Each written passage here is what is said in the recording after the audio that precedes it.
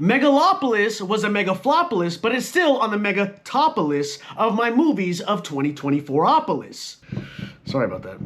Welcome to another Cornfed review. Today we will be reviewing a movie that's been over 40 years in the making, Francis Ford Coppola's Megalopolis. There's still so much to accomplish, but is there time?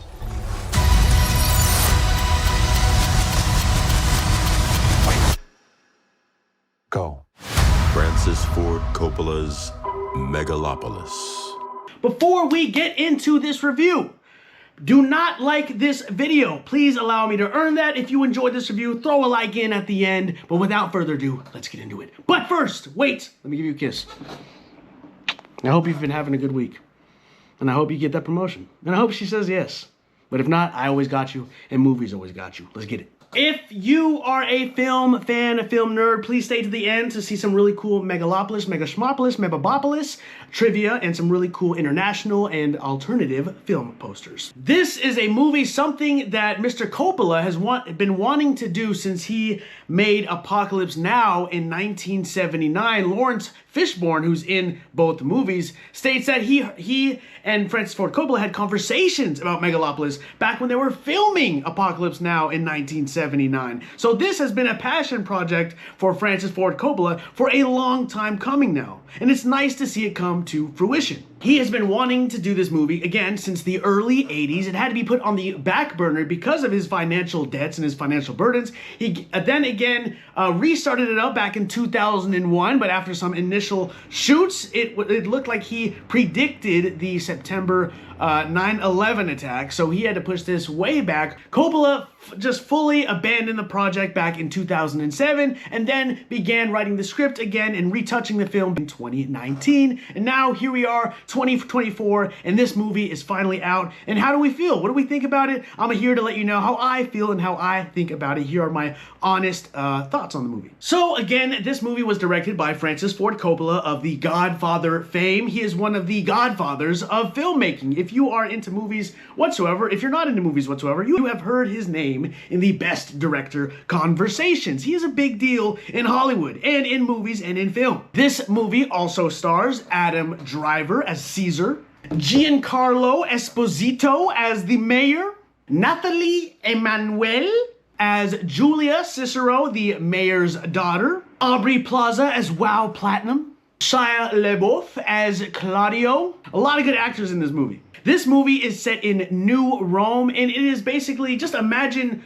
Rome in the future, yet set in 1920s. Yes, I know it's really hard to understand, but it is a dystopian kind of Rome. So imagine Vegas in its prime time, but the filmmaking aesthetic of something in the 1920s. There are shots where the backgrounds look painted like the old kind of movies did, on purpose. It looks really good. I'm gonna get more into that later, but just imagine a dystopian future of Rome where they're still using the Colosseum, but for different kind of reasons. It's inside a building, a casino of sorts. There's bright neon lights. So again, it's just a dystopian future, but it kind of looks like it was filmed in the 1920s, 1930s. It is kind of hard to explain, but that's the best I can do. Now, normally I try to give you a basic synopsis of the movie, but I'm not entirely sure if I can, because this movie is deeply convoluted. There's a lot of things going on in this movie, and I don't know if it's just me, but it is really freaking confusing and really hard to understand kind of what's going on here. Basically, we have Adam Driver's character, Caesar, who is trying to build the new world, Megalopolis, the new futuristic world. He has the power to stop time, and he is going against the mayor who wants to keep New Rome as it is. You also have many of other driving forces. Adam Driver's character, Caesar, dealing with the death and the accusation of his wife's murder. He's dealing with that. You have Aubrey Plaza's character, a corrupt reporter trying to manipulate all these men in this movie. We also have Shia LaBeouf's character, the cousin of Adam Driver's Caesar, trying to manipulate and build his own empire of sorts. A lot going on, a lot of characters with different motives. I'd like to think I'm a pretty smart guy, but one thing I am not super well versed in is politics and history, and I think this movie is really geared towards the older generation who do have a love for history, who know more things about Caesar or Rome history, or politics and things like that. There are a lot of politic verbiage going around, history verbiage. Again, that is not my world at all. I felt a little bit lost at times because of that. I don't know if the movie did a bad job at executing that or if I'm just dumb and ignorant. I don't know. I couldn't tell you. What I will say is the best way I can kind of describe this movie is that it is a piece of art. I have never in my life, other than watching like really old timepiece movies, that I ever thought that this is actually like a piece of art, like in a museum. Of course, every movie is art. I've seen some great movies in my time, but never a piece of art that I could actually compare it to like a painting. It was beautiful to look at. I love the aesthetic choices, the filmmaking choices, the cinematographic, the shot choices. This movie was just so incredibly beautiful to look at. I felt like I was learning something. I believe this is a perfect movie for a filmmaker or an aspiring filmmaker to watch. A lot of these things I have never even seen before. Of course, there's the obvious CGI when he is freezing time or playing with his superpower, I guess. I don't know. It's this weird effect they do, but it's, again, CGI. But they do this great job of making this movie look like it was filmed in the 1920s, but not being so in your face about it. Just some of the choices. Again, you know, in the old movies, like they would have a huge background before a green screen, a huge background that looked very professionally painted. They do decisions like that, and it looks really well. But they're not so obvious about it. It looks amazing. The stuff that they do with the camera and the artistic choices just looks insane. There's scenes where Adam Driver is spinning when he's drinking or when he's sitting atop building infrastructures, looking over the city below him. There are futuristic yet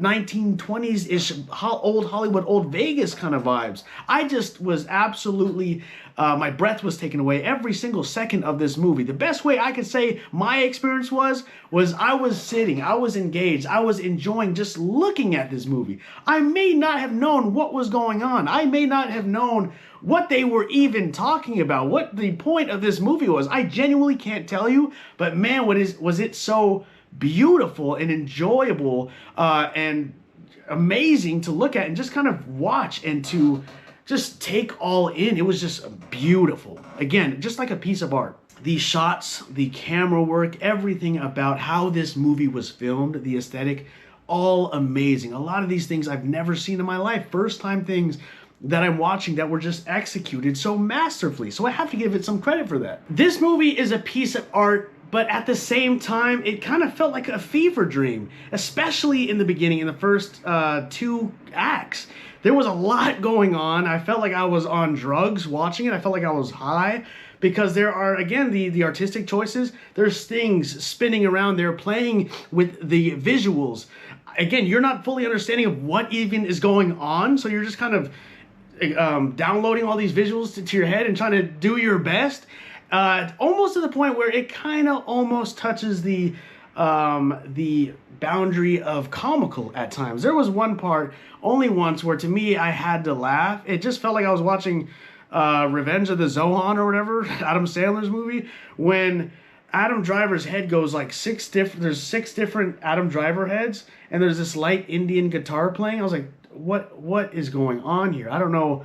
It kind of teetered on the side of comical sometimes. It got really close to that edge, but never too much. Besides that one scene, for me, it never kind of went overboard in that aspect to the point where it was just goofy or silly. But that was the one time I just kind of laughed because it was kind of so out of this world and so kooky, booky, and bonkaroony. But other than that, it was great. There was a post I saw the other day on TikTok where everyone was like, everyone was making comments on this piece of modern art. It was just a square of blue, just a clean palette of blue. Someone in the comments explained that took so many years to get this exact kind of tint of blue. This blue didn't exist before then, and it had this whole beauty to it because of how hard it took to find this blue and make it a piece of art. But to everyone else, it just looked like blue. And that's the best way I can kind of describe this movie. I know that there is something beautiful beneath the surface. This is one of those movies that, again, need to be studied, that deserves a few rewatches. It's one of those movies that you're going to find something new every single watch. I just know that there is something underneath the surface that I didn't fully comprehend or get the first time. Again, maybe I'm just dumb. I mean, I'm ignorant. I'm not too, man enough to say that. I genuinely just didn't know what was going on. And again, I don't know if that was the execution or maybe it's just not my vein of entertainment that I can completely understand. Rome, history, politics, I don't know. But it just felt like it left the audience a little bit lost. It left the audience kind of unsure of where this movie was going or what was going on or the plot even. I tried my best to get a grip on this thing, but I couldn't. But I enjoyed it nonetheless. The best way I can describe it, it's a piece of art in a museum that deserves further research, further studying, and more rewatches. Another thing I want to add is I am a huge nerd, and I'm very specific about acting choices, about who they choose to star in these types of movies. You can very well tell when a movie chooses a Chris Evans or a Chris Hemsworth or a Bradley Cooper or a Brad Pitt for just the star power alone, and it doesn't always make a ton of sense. Sometimes they can make it work when you have experts in acting who can fit into any role and be a chameleon of sorts, but sometimes you can just tell they chose that actor to bring more money in, to bring more audiences in. But this movie, every single acting choice was peak. I thought that every single actor that was chosen to be this specific role was born to play this role.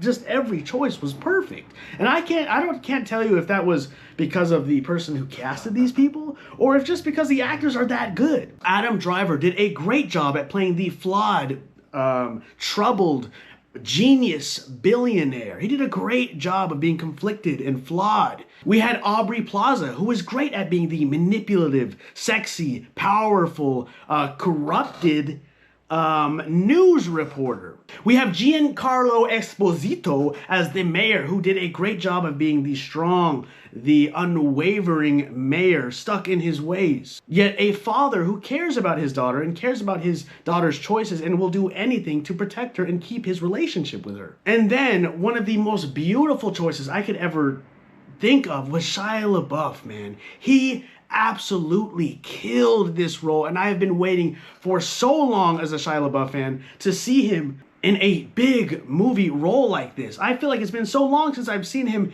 be in an A-list movie, a top-tier movie like this, and shine so beautifully in it. He's been in a lot of great indie movies where he's shined. He is my favorite actor of all time, and he absolutely killed this role. In this movie, there are a lot of themes of old Rome. And he, to me, the way I interpreted it was, he was the jester or the joker. But behind the antics and the clown work, there is a very manipulative, calculated character behind all of his motives and everything that he's doing. And there's these scenes where he's just so flawed and so broken and crying, but trying to make things work. He did so freaking well.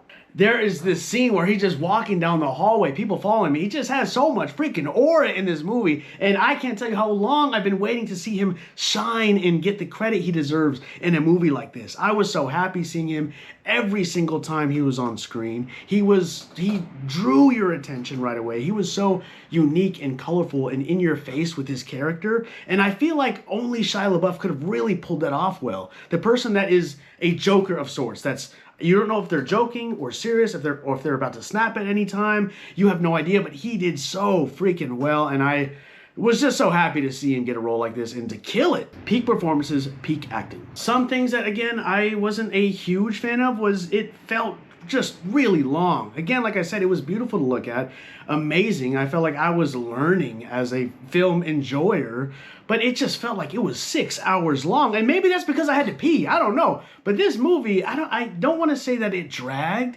It just felt like forever. This movie it felt like an epic. The title itself is called Megalopolis: A Fable, and it even did the things of like if you remember really old timey movies where they have a square and a text of a scripture or a quote, and it kind of puts the movie into blocks or into their own little sagas, I guess. But that was really cool, and it kind of was a step back in time for me, and I really enjoyed it. Again, you can tell that this was a passion project for Francis Ford Coppola. Again, a movie 40 years in the making, and the way that this movie ends so beautifully, it comes to its conclusion. At the end, it says, "For my beloved Eleanor." His wife actually died earlier this year, April 12th, so you can tell that this was something a long time coming for him, and it almost felt like something that he had to release for himself. Again, Adam Driver's character, Caesar, is dealing with his wife's death, and it's really sad, actually, now that I'm kind of putting it together. Adam Driver's character, Caesar's wife is dead, and he's kind of dealing with that while also trying to fall in love again, but also being very kind of stuck in thinking about his wife and trying to save her and trying to stop time. There are these really heavy and deep themes of time, not stopping for anybody, and how time can be wasted, and how love is the only thing more powerful than time. It's tangible, it's unbreakable, all these things, and it is so beautiful, and you can really tell that the director is kind of speaking through himself, through his own experiences, and I thought that was beautiful. My final thoughts is, I know that this movie had a lot to say. I know that there are a lot of deep, heavy themes underneath the surface, and I don't think I got all of them. The story is very convoluted. It's very confusing. It was for me. I didn't totally understand what was going on all the time, but it is a movie that I definitely want to own on Blu-ray or 4K and give it the attention that it deserves, and study this movie and give it the rewatches and find out every kind of corner and crevice of this movie to fully grasp the entirety of what Francis Ford Coppola was trying to pull off here. I really want to, but unfortunately for the average moviegoer, it's just not going to be super enjoyable. If you are a warehouse worker or a mom who just wants to go on a date night and enjoy a movie, this might not be the movie for you. It is very artsy fartsy. It's very it's again beautiful to look at, but just kind of hard to get a hold of. The acting is there. There are peak performances by every single actor in this movie. I can't imagine not every single one of them getting nominated for awards later this season. It is they kill it. They do such a great and grand job. The aesthetic is there, a futuristic dystopian Rome that looks like it was filmed in the 1920s, but it looks so crisp and beautiful, especially watching it in IMAX. I believe that this movie will be revered and cherished as almost a classic, or at least a cult classic, in the years to come, once there are enough people who give it the time that it deserves. And that being including me. I'm definitely want to watch it a couple more times to really again, grasp everything that's going on. But for right now, for my own experience, my final rating is a 6.5 out of 10. I don't normally give 0.5s, but I'm just so on the cusp of a 6 and a 7. Again, story is really important for me, and I didn't totally get it, totally understand it. This is one of those movies that I know that my rating will change when I do kind of rewatch it, and I do kind of grasp some more things here and there. But again, for the story being really hard to fully grasp and to fully understand everything that's going on your first watch, mixed with the great performances, the beautiful artistic filmmaking choices that there are, the sound design, there are so many things going for this, but the story is really important for a movie, so it takes it down a couple notches, and for those reasons, again, it is a 6.5. What did you think of my review? Do you agree with my score? Am I just dumb? Am I ignorant? Were these themes and were the story kind of easy to understand? Tell me, are you a Rome history nerd? Are you a politic fan? Do you get the verbiage? Do you understand what's going on here? And if so, does that make the movie more understandable and easier to digest? I'd love to know. I love getting more perspectives on movies. Did you enjoy the movie at all? Did you go check it out? Please let me know in the comments. I'd love to hear your thoughts. And of course, unfortunately, I do have to take it down a couple pegs because of the movie title. Megalopolis is a pretty goofy, outlandish name. Megalopolis. I hate that I even have to say that in this review. Can it be something else? Megalopolis. It's just so goofy. When you really think about it, you think about it. The whole point of this movie is that it's a dystopian kind of Rome, but he's trying to build this kind of utopia. So you think of Metropolis or Minneapolis. I don't know. I know polis means city. I don't know. So opolis, I actually just knew this off the top of my head, but it is it's a Greek word for citizenship and body of citizens. So to me, it felt like they were in the boardroom saying, okay, opolis, we want to use that, right? Because we're dealing with a city of sorts or a body of citizens. So what can we add on top of that? Are you thinking what I'm thinking? Megalopolis. It just sounds goofy. And of course, I'm not actually taking pegs down from it. I just have to note that Megalopolis, when you break it down, is it's a goofy name, y'all. Thank you so much for watching this review. If you enjoyed it, please give me a like and please subscribe if you like these reviews. I try to go watch every single movie that comes out in theaters and give a review within the 48 hours of when it releases. So please check them out, please watch, and please subscribe if you enjoy the content. I am giving away free movies. If you'd like a random mystery box of 4 to 5 movies, DVDs, Blu-rays, here's how you can enter to win them. Give this video a like, subscribe to my channel, and tell me in the comments what is your favorite movie of all time. Do all those 3 things and I will send you 4 to 5 random mystery box of movies. Megalopolis was a megaflopolis, but it's definitely on the top list of my movies of 2024-opolis. And even though I used to date a Megabopolis, I used to go take her shop-a-listing. Now, if I speed too much, I might get pulled over by a Megacopolis. But is he my accomplice? I don't know. But if I don't like this movie, are you my Mega-op-alis? And if this whole YouTube channel doesn't really work out for me, will I have to get a real Mega-job-alis? Or will I be job-alis? Without further ado, let's get into the awesome Megalopolis, Megashmopolis, Megalopolis trivia and the awesome movie posters. Now, did you know that Francis Ford Coppola financed the entire $120 million film out of his own pocket? He had done the same with Apocalypse Now, 1979, and One from the Heart, 1981, and the failure of the latter made him declare bankruptcy. All his subsequent films, up to The Rainmaker, 1997, were made to pay off his debts. That's actually interesting to know. Now, I kind of touched on this earlier, but Francis Ford Coppola wrote the script in the early 1980s, but the film was kept on the back burner partially due to his financial debts. Pre-production finally began in 2001 after filming 30 hours of second unit footage and holding table read with Paul Newman, Uma Thurman, Robert De Niro, James Gandolfini, Nicolas Cage, Leonardo DiCaprio, Russell Crowe, Eddie Falco, and Kevin Spacey. However, the project was scrapped after the September 11th attacks, since a scene from the script, page 166, predicted the attacks. Coppola fully abandoned the project in 2007 and didn't begin filming it again until 2019. Florence Fishburne said that Francis Ford Coppola was discussing this film during production on Apocalypse Now in 1979. In the beginning of 2022, Zendaya, Cate Blanchett, Michelle Pfeiffer, James Caan, and Jessica Lange were announced as starring in the lead roles. They all dropped out eventually and later replaced by Nathalie Emmanuel, Aubrey Plaza, Grace VanderWaal, James Remar, and Catherine Hunter.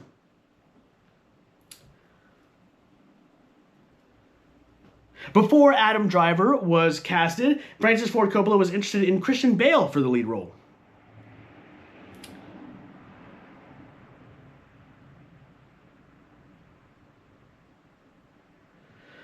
In the late 1990s, when the movie was first announced, Nicolas Cage, who is Coppola's nephew, didn't know that at all, was attached to play Caesar. Russell Crowe was also considered, as both actors did table reads with Coppola before the project was canceled due to the 9/11 attacks. In 2007, Coppola began developing the movie again with Leonardo DiCaprio attached to play Caesar, but Coppola was never able to find a producer. In 2019, Coppola decided to make the movie with his own money, and he cast Jude Law, but due to the pandemic, the production was delayed. Man, this movie was never meant to happen. In 2022, Coppola was finally able to start pre-production. At this time, the lead role was offered to Christian Bale, but he had other obligations. In the end, Adam Driver was cast as Caesar, which again, I think was all for the better. Oscar Isaac was originally cast in one of the lead roles, but ended up dropping out, which I think that would have been good. Giancarlo Esposito replaced Forrest Whitaker as Frank Cicero, which again, I think was a good, that was good. That's a good good thing. Aubrey Plaza said she watched a lot of Fox News to research my role as a corrupt journalist in this film. Aubrey Plaza said she watched a lot of Fox News to research my role as a corrupt journalist in this film, which she killed it. Last one, Jack Black visited the set just to see Francis Ford Coppola at work. What did you think of this trivia? Do you have any trivia to add? Let me know in the comments. Now, let's go check out some pretty sick posters.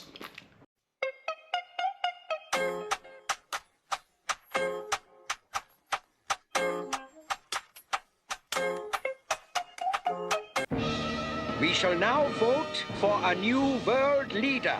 I nominate Dr. Doom.